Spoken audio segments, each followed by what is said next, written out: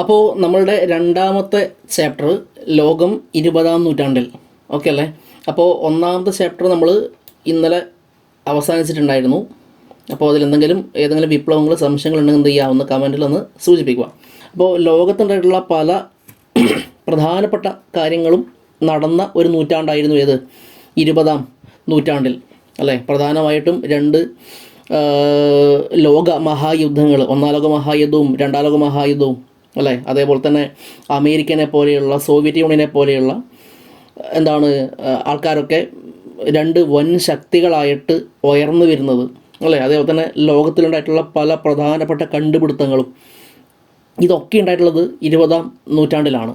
Okay അല്ലേ? മത്സരങ്ങൾ, ഇപ്പോൾ അമേരിക്കയും റഷ്യയും ഒക്കെ തമ്മിലുള്ള മത്സരങ്ങൾ, ഈ മത്സരങ്ങൾ ഏത് രീതിയിലാണ് ടെക്നോളജിക്കലി അല്ലേ, സയൻസിൻ്റെ ഫീൽഡിലാവട്ടെ ടെക്നോളജിയുടെ ഫീൽഡിലാവട്ടെ, ഇതൊക്കെ വലിയ രീതിയിലുള്ള മാറ്റങ്ങൾക്ക് വഴി തെളിയിച്ചിട്ടുണ്ട്. അതൊക്കെ നടക്കുന്നത് എത്രാം നൂറ്റാണ്ടിലാണ്?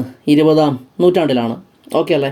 അപ്പോൾ നമുക്ക് നേരെ ടോപ്പിക്കിലേക്ക് കടക്കാം. ഇന്നത്തെ നമ്മുടെ ടോപ്പിക്ക് മുതലാളിത്തം എന്താണ്, സാമ്രാജ്യത്വം എന്താണ്, അതേപോലെ തന്നെ മുതലാളിത്ത രാജ്യങ്ങളെ മറ്റ് രാജ്യങ്ങളിലേക്ക് പോകുവാനും അവിടെ മൂലധന നിക്ഷേപം നടത്തുന്നതിന് വേണ്ടിയിട്ടും അവരെ പ്രേരിപ്പിച്ച ഘടകങ്ങൾ എന്തൊക്കെയാണ്, അതേപോലെ തന്നെ സാമ്രാജ്യത്വം കോളനി രാജ്യങ്ങളെ എങ്ങനെയൊക്കെയാണ് ബാധിച്ചത്, ഇതാണ് നമ്മൾ ഇന്നത്തെ ടോപ്പിക് എന്ന് പറയുന്നത്. ഓക്കെ അല്ലേ? അപ്പോൾ നിങ്ങളിത് ഒരുപാട് പഠിക്കേണ്ടെന്ന ആവശ്യമൊന്നുമില്ല. അതിൽ നമ്മൾ എന്താണ് മുതലാളിത്തം എന്നുള്ള കാര്യം ആദ്യം നോക്കുക, ശേഷം സാമ്രാജ്യത്വം എന്താണെന്നുള്ള കാര്യം ആദ്യം നോക്കുക. ഓക്കെ, ആ ഡെഫിനേഷൻ ഒന്ന് പഠിച്ചു നോക്കണം കേട്ടോ. അപ്പോൾ അതിൽ നമുക്ക് കാണാൻ വേണ്ടി പറ്റും എന്താണ് മുതലാളിത്തം. ഓക്കെ, എന്താ മുതലാളിത്തം എന്ന് പറഞ്ഞാൽ ലാഭം ലക്ഷ്യമാക്കിക്കൊണ്ട് ഉൽപ്പാദനവും വിതരണവും സ്വകാര്യ വ്യക്തികൾ നിയന്ത്രിച്ചിരുന്ന സമ്പദ് വ്യവസ്ഥയാണ് നമ്മൾ പറയുന്നത് മുതലാളിത്തം എന്ന് പറയുന്നത്. ഇത് അങ്ങനെ തന്നെ എന്ത് ചെയ്യുക, പഠിച്ചു വെക്കുക. എന്താണ് മുതലാളിത്തം എന്ന് പരീക്ഷയ്ക്ക് ചോദിക്കാം. ഓക്കെ അല്ലേ? ചോദിക്കാം. അപ്പോൾ എങ്ങനെ? ലാഭ ലക്ഷ്യമാക്കി ഉൽപ്പാദനവും വിതരണവും സ്വകാര്യ വ്യക്തികൾ നിയന്ത്രിച്ചിരുന്ന സമ്പദ് വ്യവസ്ഥയാണെന്ന് മുതലാളിത്തം എന്ന പേരിൽ അറിയപ്പെടുന്നത്. ഓക്കെ, ഇതൊന്നും കൂടി ഞാൻ നിങ്ങൾക്ക് മനസ്സിലാവുന്ന രീതി ഒന്ന് പറഞ്ഞുതരാം. നിങ്ങൾ മുതലാളിമാർ എന്ന് കേട്ടില്ലേ? ആരാണ് മുതലാളിമാർ? അല്ലെങ്കിൽ എന്താണ് മൂലധനം? ഈ രണ്ട് ടേം നിങ്ങൾ കേട്ടിട്ടുണ്ടാവില്ലേ? മൂലധനം എന്ന് കേട്ടിട്ടുണ്ടാവും അല്ലേ? എന്താ മൂലധനം? ഒരു ഉദാഹരണം ഞാൻ പറയുകയാണെങ്കിൽ, ഞാൻ ഒരു 5 രൂപ മുടക്കിക്കൊണ്ട് ഒരു പെന്ന് ഉണ്ടാക്കിയെന്ന് വിചാരിക്കുക. ഈ പെന്ന് ഞാൻ മാർക്കറ്റിൽ 15 രൂപക്ക് വിറ്റു. ഓക്കെ, 5 രൂപ മുടക്കിയിട്ട് ഒരു പെന്നുണ്ടാക്കി ഞാൻ മാർക്കറ്റിൽ 15 രൂപക്ക് വിറ്റുവെങ്കിൽ എൻ്റെ പ്രോഫിറ്റ്, എൻ്റെ ലാഭം എത്രയാണ്? 10 രൂപയല്ലേ എൻ്റെ ലാഭം എന്ന് പറയുന്നത്. അപ്പോൾ ഈ 10 എന്ന ലാഭം കിട്ടുന്നതിന് വേണ്ടിയിട്ട് ഞാൻ മുടക്കിയ പൈസയാണെന്ന് 5 രൂപ അല്ലേ? അപ്പോൾ ഇതാണ് മൂലധനം. ഓക്കെ അല്ലേ? അതായത് കൂടുതൽ ലാഭം കിട്ടാൻ വേണ്ടിയിട്ട് നമ്മൾ മാർക്കറ്റിൽ ഇൻവെസ്റ്റ് ചെയ്യുന്ന പൈസനെ നമുക്ക് എന്ത് പറയാം? മൂലധനം എന്ന് പറയാം. അപ്പോൾ അങ്ങനെയുള്ള മൂലധനം മാർക്കറ്റിൽ നിക്ഷേപിക്കുന്ന ആൾക്കാരാണ് നമ്മൾ എന്ത് പറയുക? മുതലാളിമാർ എന്ന് പറയുക. ഓക്കെ അല്ലേ? അപ്പോൾ അങ്ങനെയുള്ള മുതലാളിമാരുടെ കൂട്ടം അല്ലേ, അല്ലെങ്കിൽ അങ്ങനെയുള്ള സ്വകാര്യ വ്യക്തികൾ നിയന്ത്രിച്ചിരുന്ന സമ്പദ് വ്യവസ്ഥയെ നമുക്ക് എന്ത് പറയാം? മുതലാളിത്ത സമ്പദ് വ്യവസ്ഥ എന്ന് പറയാം, അല്ലെങ്കിൽ മുതലാളിത്തം എന്ന് നമുക്ക് പറയാം. ഓക്കെ അല്ലേ? ക്ലിയർ അല്ലേ? എന്ന് പറഞ്ഞാൽ മുതലാളിമാരുടെ സമ്പദ് വ്യവസ്ഥയാണിതെന്ന് മുതലാളിത്തം എന്ന് പറയുന്നത്. ഓക്കെ, അപ്പോൾ ലാഭം ലക്ഷ്യമാക്കിയിട്ട് ഉൽപ്പാദനവും വിതരണവും സ്വകാര്യ വ്യക്തികൾ നിയന്ത്രിച്ചിരുന്ന സമ്പദ് വ്യവസ്ഥ നമുക്ക് എന്ത് പറയാം? മുതലാളിത്തം എന്ന് പറയാം. ഓക്കെ അല്ലേ? ഇനി വൻകിട വ്യവസായങ്ങളുടെ വരവ് മൂലധന നിക്ഷേപത്തിൻ്റെ വ്യാപ്തി വർദ്ധിപ്പിച്ചു. ആഭ്യന്തര ആവശ്യത്തിന് വേണ്ടതിനേക്കാൾ കൂടുതൽ ഉൽപ്പന്നങ്ങൾ ഓരോ രാജ്യം ഉൽപ്പാദിപ്പിച്ചിരുന്നു. അവ വിറ്റഴിക്കുന്നതിന് ആഭ്യന്തര കമ്പോളം മാത്രം മതിയാകുമായിരുന്നില്ല അല്ലേ? ഇത് യൂറോപ്പിലെ വ്യാവസായിക രാജ്യങ്ങൾ തമ്മിലുള്ള മത്സരത്തിന് കാരണമായി എന്ന് പറഞ്ഞാൽ ഇങ്ങനെയുള്ള മുതലാളിത്ത രാജ്യങ്ങളൊക്കെ അല്ലേ ഒരുതരം മത്സരത്തിലേക്ക് മെല്ലെ പോകാൻ വേണ്ടി തുടങ്ങി. ഇതിൻ്റെ ഭാഗമായി ഏഷ്യൻ, ആഫ്രിക്കൻ, ലാറ്റിൻ അമേരിക്കൻ രാജ്യങ്ങളുമായി യൂറോപ്യൻ രാജ്യങ്ങൾക്ക് നേരത്തെ കച്ചവട ബന്ധങ്ങൾ ഉണ്ടായിരുന്നു. ഇവിടങ്ങളിൽ യൂറോപ്യൻ രാഷ്ട്രങ്ങൾ രാഷ്ട്രീയ അധികാരവും സൈനിക ശേഷിയും ഉപയോഗിച്ചുകൊണ്ട് സാമ്പത്തിക ചൂഷണം നടത്തി. ഈ രാജ്യങ്ങൾ പിന്നീട് യൂറോപ്യന്മാരുടെ കോളനികളായി മാറി. ഈ പ്രക്രിയയാണ് എന്ത് പേരിൽ അറിയപ്പെടുന്നത്? കോളനിവൽക്കരണം എന്ന പേരിൽ അറിയപ്പെടുന്നത്. എന്ന് പറഞ്ഞാൽ യൂറോപ്യൻ രാജ്യങ്ങൾ മറ്റ് പ്രദേശങ്ങളിലേക്ക് പോവുക, എസ്പെഷ്യലി ഏഷ്യ, ആഫ്രിക്ക അല്ലേ, അതേപോലെ തന്നെ അമേരിക്ക തുടങ്ങിയിട്ടുള്ള സ്ഥലങ്ങളിലേക്കൊക്കെ പോവുക. അവിടെ അവർ എന്ത് സ്ഥാപിക്കുക? കോളനികൾ സ്ഥാപിക്കുക. അപ്പോൾ അങ്ങനെയുള്ള ആ ഒരു കോളനി സ്ഥാപിക്കുന്നതിന് നമ്മൾ എന്ത് പറയാം? കോളനി വൽക്കരണം എന്ന് പറയാം. അപ്പോൾ ഇങ്ങനെയുള്ള കാര്യങ്ങളൊക്കെ ആര് തമ്മിലുള്ള മത്സരത്തിന് കാരണമായി? യൂറോപ്യൻ രാജ്യങ്ങൾ തമ്മിലുള്ള മത്സരത്തിന് കാരണമായി എന്നുള്ള കാര്യം മനസ്സിലാക്കുക. ഓക്കെ അല്ലേ? ആ മത്സരം നമുക്ക് ആവശ്യമാണ്. കാരണം ആ മത്സരമാണ് പിന്നീട് എന്തായിട്ട് മാറുന്നത്? ഒന്നാം ലോക മഹായുദ്ധമൊക്കെ ആയിട്ട് മാറുന്നത്. ഓക്കെ അല്ലേ? അപ്പോൾ അതാണ് എന്തെന്ന് മുതലാളിത്തം എന്ന് മനസ്സിലാക്കി വെക്കുക. ഇനി എന്താ പറഞ്ഞത് മക്കളെ? നോക്കിയേ, അതായത് പിൽക്കാലത്ത് കൊളോണിയൽ മേധാവികൾ കോളനികളിൽ മൂലധന നിക്ഷേപം നടത്തി. അതിന് മുതലാളിത്ത രാജ്യങ്ങളെ പ്രേരിപ്പിച്ച ഘടകങ്ങൾ എന്തെല്ലാമായിരുന്നു എന്ന് പറഞ്ഞാൽ ഈ മുതലാളിമാരെയെല്ലാം മറ്റ് രാജ്യങ്ങളിലേക്ക് പോകാൻ പ്രേരിപ്പിച്ച പ്രധാനപ്പെട്ട ഘടകങ്ങൾ എന്തായിരുന്നു എന്നാണ് പറയുന്നത്. ഓക്കെ അല്ലേ? അപ്പോൾ ചോദ്യം ഇങ്ങനെയാണ് വരിക: മുതലാളിത്ത രാജ്യങ്ങളെ കോളനികളിൽ മൂലധന നിക്ഷേപം നടത്താൻ പ്രേരിപ്പിച്ച ഘടകങ്ങൾ എന്തൊക്കെയെന്ന് ചോദിക്കും. അപ്പോൾ ഉത്തരം ഇതാണ്. എന്തൊക്കെയാണ്? ഒന്ന്, തൊഴിലാളികളുടെ കുറഞ്ഞ കൂലി. ഓക്കെ അല്ലേ? തൊഴിലാളികൾക്ക് കുറഞ്ഞ കൂലി കൊടുത്താൽ മതി. അടുത്തെന്താണ്? അസംസ്കൃത വസ്തുക്കളുടെ ലഭ്യത. ഓക്കെ. പിന്നെയോ കോളനികളിൽ ഉൽപ്പാദിപ്പിച്ച് കോളനികളിൽ തന്നെ വിതരണം ചെയ്യുമ്പോഴുള്ള കുറഞ്ഞ ചെലവ്. അപ്പോൾ ഈ 3 ഘടകങ്ങളാണ് പ്രധാനമായിട്ടും എന്തിന് കാരണമായിട്ടുള്ളത്? മുതലാളിത്ത രാജ്യങ്ങളെ മൂലധന നിക്ഷേപം നടത്താൻ വേണ്ടിയിട്ട് പ്രേരിപ്പിച്ച പ്രധാനപ്പെട്ടുള്ള ഘടകം എന്ന് പറയുന്നത്.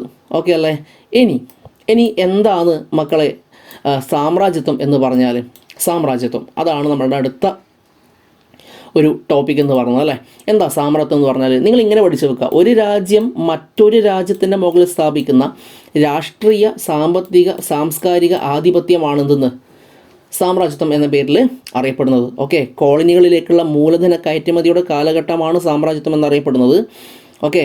കുറച്ചുകൂടി നമുക്ക് മനസ്സിലാവുന്ന എന്താണ് ഈ രീതിയിൽ: ഒരു രാജ്യം മറ്റൊരു രാജ്യത്തിന് മുകളിൽ സ്ഥാപിക്കുന്ന രാഷ്ട്രീയമായ, സാമ്പത്തികമായ, സാംസ്കാരികമായ ആധിപത്യത്തെ നമുക്ക് എന്ത് പറയാം? സാമ്രാജ്യത്വം എന്ന് പറയാം. അപ്പം ഇന്ത്യ എന്ന് പറയുന്ന രാജ്യത്തേക്ക് പല യൂറോപ്യൻകാരും വന്നിട്ടുണ്ട് അല്ലേ. ഇപ്പം പോർച്ചുഗീസുകാരാവട്ടെ, ഡച്ചുകാരാവട്ടെ, ബ്രിട്ടീഷുകാരാവട്ടെ, ഫ്രഞ്ചുകാരാവട്ടെ, ഇവരൊക്കെ വന്നിട്ടുണ്ട്. അവർ പല രീതിയിൽ നമ്മൾ എന്ത് ചെയ്യാറുണ്ട്? ചൂഷണം ചെയ്തിട്ടുണ്ട്. രാഷ്ട്രീയമായിട്ട്, സാമ്പത്തികമായിട്ട്, സാംസ്കാരികമായിട്ടും ഒക്കെ അവരെന്ത് ചെയ്തിട്ടുണ്ട്? നമ്മളുടെ മുകളിൽ ആധിപത്യം സ്ഥാപിച്ചിട്ടുണ്ട്. അപ്പോൾ അതെന്താണ്? അത് സാമ്രാജ്യത്വം എന്ന് നമുക്ക് പറയാം. ഓക്കെ അല്ലേ? അപ്പോൾ ഒരു രാജ്യം മറ്റൊരു രാജ്യത്തിന് മുകളിൽ സ്ഥാപിക്കുന്ന രാഷ്ട്രീയമായ, സാമ്പത്തികമായ, സാംസ്കാരികമായ ആധിപത്യമാണിതെന്ന് സാമ്രാജ്യത്വം. ഇനി ഈ സാമ്രാജ്യത്വം കോളനി രാജ്യങ്ങളെ എങ്ങനെയൊക്കെയാണ് ബാധിച്ചിട്ടുള്ളത്? ഇതാണ് അടുത്ത പോയിന്റ്. പരീക്ഷയ്ക്ക് ചോദിക്കും മക്കളെ. ഇമ്പോർട്ടൻ്റ് ആണ്, മനസ്സിലാക്കി വെക്കുക, പഠിക്കുക തന്നെ ചെയ്യാം. ഓക്കെ അല്ലേ? ഇമ്പോർട്ടൻ്റ് ആണ്. സാമ്രാജ്യത്വം കോളനി രാജ്യങ്ങളെ എങ്ങനെയൊക്കെ ബാധിച്ചു? ഒന്നാമത്തെ പോയിന്റ്, കോളനികളുടെ പരമ്പരാഗത സമ്പദ് വ്യവസ്ഥ തകർന്നു. ഓക്കെ അല്ലേ? കോളനികളുടെ പരമ്പരാഗതമായിട്ടുള്ള സമ്പദ് വ്യവസ്ഥ തകർന്നു. അതേപോലെ തന്നെ ഭരണരീതിയും നിയമവ്യവസ്ഥയും മാറ്റിമറിക്കപ്പെട്ടു അല്ലേ. കോളനികളുടെ പരമ്പരാഗത സമ്പദ് വ്യവസ്ഥ തകർന്നു എന്ന് പറഞ്ഞതിൻ്റെ അർത്ഥം എന്താ? ഇപ്പോൾ ഉദാഹരണത്തിന് ഇപ്പോൾ ഇന്ത്യയിലേക്ക് ബ്രിട്ടീഷുകാർ വരുന്നുണ്ട് അല്ലേ. അവർ ഇവിടെ കോളനികൾ സ്ഥാപിക്കുന്നുണ്ട്. ഇപ്പം നമ്മളുടെ നാട്ടിൽ പരമ്പരാഗതമായിട്ട് നമ്മൾ കൃഷിനൊക്കെ അടിസ്ഥാനമാക്കിയിട്ടാണ് ഇവിടെ ജീവിച്ചിട്ട് പോന്നിട്ടുള്ളത് അല്ലേ. അപ്പോൾ ബ്രിട്ടീഷുകാരുടെ വരവിന് ശേഷം അങ്ങനെയുള്ള കാര്യങ്ങളൊക്കെ മെല്ലെ മെല്ലെ ഇല്ലാതാവുന്ന ഒരവസ്ഥയും കാര്യങ്ങളൊക്കെ വന്നിട്ടുണ്ടായിരുന്നു. ഒരു കാലത്ത് നമ്മൾ നെൽകൃഷിയും കാര്യങ്ങളൊക്കെ സജീവമായിട്ട് നടത്തിക്കൊണ്ടുവന്നിട്ടുള്ള ആ ഒരു സമയത്ത് ബ്രിട്ടീഷുകാരുടെ വരവിന് ശേഷം അല്ലേ അവരുടെ ആവശ്യങ്ങൾക്ക് വേണ്ടിയിട്ടുള്ള ഉൽപ്പന്നങ്ങൾ അല്ലെങ്കിൽ കാർഷിക വിളകൾ നമ്മളിവിടെ കൃഷി ചെയ്യാൻ വേണ്ടിയിട്ട് നിർബന്ധിതരായിട്ടുണ്ടായിരുന്നു. അപ്പോൾ അങ്ങനെയുള്ള കാര്യങ്ങൾ അതാണെന്തെന്ന് കോളനികളുടെ പരമ്പരാഗത സമ്പദ് വ്യവസ്ഥ തകർന്നു എന്ന് പറയാനുള്ള കാരണം. രണ്ടാമത്തേത് ഭരണരീതിയും നിയമവ്യവസ്ഥയും മാറ്റിമറിക്കപ്പെട്ടു അല്ലേ. തീർച്ചയായിട്ടും ഉണ്ടായിട്ടുണ്ട്. പിന്നെയോ പരമ്പരാഗത ഭക്ഷ്യവിളകൾക്ക് പകരം നാണ്യവിളകൾ കൃഷി ചെയ്യാൻ വേണ്ടിയിട്ട് നിർബന്ധിതരായി. ഇതിനെയാണ് നമ്മൾ എന്ത് പറഞ്ഞത്? കൃഷിയുടെ വാണിജ്യവൽക്കരണം എന്ന പേരിൽ അറിയപ്പെടുന്നത്. ഓക്കെ അല്ലേ? കൃഷിയുടെ വാണിജ്യവൽക്കരണം എന്നാണ് അതിനെ പറയുക.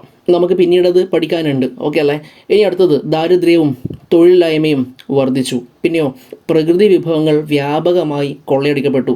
ഇല്ലേ? തീർച്ചയായിട്ടും ഉണ്ട്. പിന്നെയോ തദ്ദേശീയമായിട്ടുള്ള കല, സാഹിത്യം, ഭാഷ, സംസ്കാരം, വിദ്യാഭ്യാസം ഇതൊക്കെ തകർക്കപ്പെടുന്ന ഒരവസ്ഥയിലേക്ക് കാര്യങ്ങൾ എത്തിച്ചേർന്നു. ഓക്കെ. ഇനിയാണ് മെയിൻ പോയിന്റ് വരുന്നത്, ഒന്നാം ലോക മഹായുദ്ധം. അതിന് നോക്കിയേ, കോളനികൾക്കും കമ്പോളങ്ങൾക്കും വേണ്ടിയുള്ള പരസ്പര മത്സരങ്ങളും സംഘർഷങ്ങളും സാമ്രാജ്യത്വങ്ങൾ തമ്മിലുള്ള യുദ്ധങ്ങൾക്ക് കാരണമായി അല്ല. ഇവർക്ക് പരസ്പരം ആരാണ് ശത്രുക്കൾ ആരാണ് മിത്രങ്ങളെന്ന് തിരിച്ചറിയാൻ വേണ്ടി പറ്റാത്ത അവസ്ഥ വന്നു. ആർക്ക്? അതായത് യൂറോപ്യൻ രാജ്യങ്ങൾക്ക് അല്ലെങ്കിൽ സാമ്രാജ്യത്വ ശക്തികൾക്ക് ആ ഒരു അവസ്ഥ മെല്ലെ മെല്ലെ വരാൻ വേണ്ടി തുടങ്ങി. ആരാണ് ശത്രു ആരാണ് മിത്രം എന്ന് തിരിച്ചറിയാൻ വേണ്ടി പറ്റാത്ത അവസ്ഥ. മനസ്സിലായി? ഇതെന്തിന് കാരണമായി? അവർ തമ്മിലുള്ള മത്സരത്തിന് കാരണമായി, മാത്രമല്ല വെപ്പൺസ് ആയുധങ്ങളൊക്കെ ശേഖരിച്ച് വെക്കുന്നതിനൊക്കെ കാരണമായി. ആ രീതിയിൽ നോക്കുമ്പോൾ അല്ലേ, അങ്ങനെയാണ് എന്തുണ്ടാകുന്നത്, ലോകത്തിനെ തന്നെ പിടിച്ചു കുലുക്കിയിട്ടുള്ള 2 ലോകയുദ്ധങ്ങളൊക്കെ ഉണ്ടാകുന്നത്. നമുക്ക് എന്ത് ചെയ്യാം, അടുത്ത ക്ലാസ്സിൽ 1-ാം ലോക മഹായുദ്ധം അങ്ങ് തുടങ്ങാം. ഓക്കെ, അപ്പോൾ ഇത്ര പോലെ കാര്യങ്ങൾ മനസ്സിലായിട്ടുണ്ടാവുമെന്നാണ് കരുതുന്നത്. ഓക്കെ, അപ്പോൾ വീഡിയോ ഇഷ്ടപ്പെടുകയാണെങ്കിൽ ഒന്ന് ലൈക്ക് ചെയ്യുക. അതേപോലെ തന്നെ ഉപകാരപ്പെട്ടു എന്ന് തോന്നിയിട്ടുണ്ടെങ്കിൽ സുഹൃത്തുക്കൾ എന്ത് ചെയ്യുക, അതൊന്ന് ഷെയർ ചെയ്ത് കൊടുക്കുക. ഓക്കെ.